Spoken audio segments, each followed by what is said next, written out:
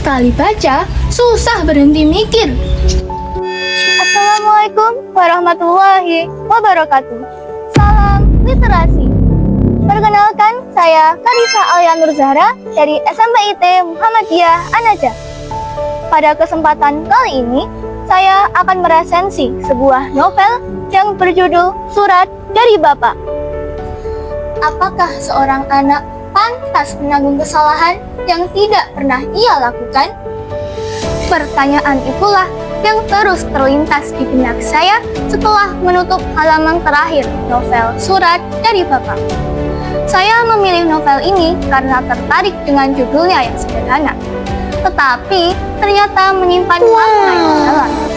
Novel ini tidak hanya mengisahkan hubungan ayah dan anak, tetapi juga mengangkat isu korupsi, media sosial, perundungan digital, dan penghakiman masyarakat yang masih dekat dengan kehidupan kita. Novel yang saya resensi berjudul Surat dari Bapak karya Kul Agong yang diterbitkan oleh Puspaswara pada tahun 2016. Terus gimana ceritanya? Nah, cerita dari Farhan, seorang mahasiswa Universitas Impian Raya yang hidupnya berubah ketika akun-akun anonim di media sosial mulai menyebutnya sebagai anak koruptor. Awalnya, ia hanya menganggap tuduhan tersebut hanyalah fitnah. Namun, semuanya berubah ketika ayahnya, Muhammad Akbar, seorang kepala sekolah, benar-benar terbukti melakukan korupsi dana pendidikan. Sejak saat itu, Farhan harus menghadapi cibiran dan stigma sebagai anak koruptor. Lalu, mampukah Farhan membuktikan bahwa dirinya tidak ditentukan oleh kesalahan sang ayah? Jawabannya dapat ditemukan dalam perjalanan yang penuh makna di novel ini. Menurut saya, keunikan Surat dari Bapak terletak pada sudut pandangnya. Kul Agong menunjukkan bahwa satu kesalahan dapat menghancurkan kehidupan orang yang tidak bersalah, terutama seorang anak yang harus menanggung akibat dari perbuatan orang tuanya. Kalimat yang paling membekas bagi saya adalah harapan yang dilandasi kepercayaan mendukung kehidupan dan selalu mengatakan bahwa hari esok akan lebih baik.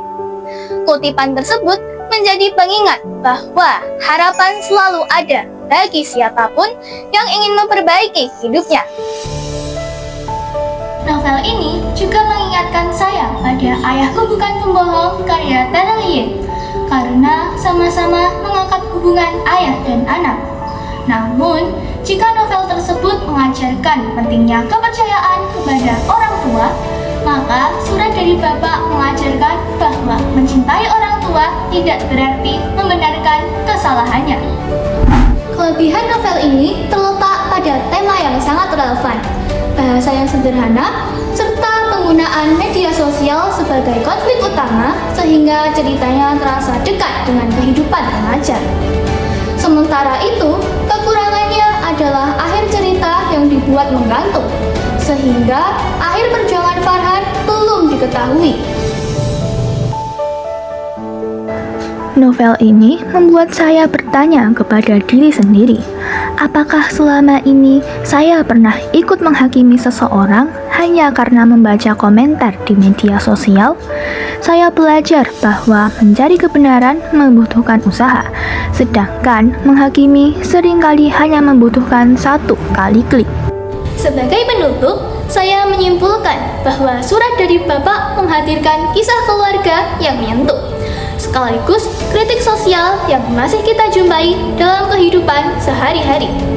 Saya merekomendasikan novel ini terutama bagi remaja, karena mengajarkan kejujuran, tanggung jawab, serta bijak menggunakan media sosial. Pada akhirnya, saya percaya bahwa tidak ada anak yang dapat memilih keluarganya. Tetapi, setiap anak berhak menentukan jalan hidupnya sendiri. Sekian dari saya. Wassalamualaikum warahmatullahi wabarakatuh.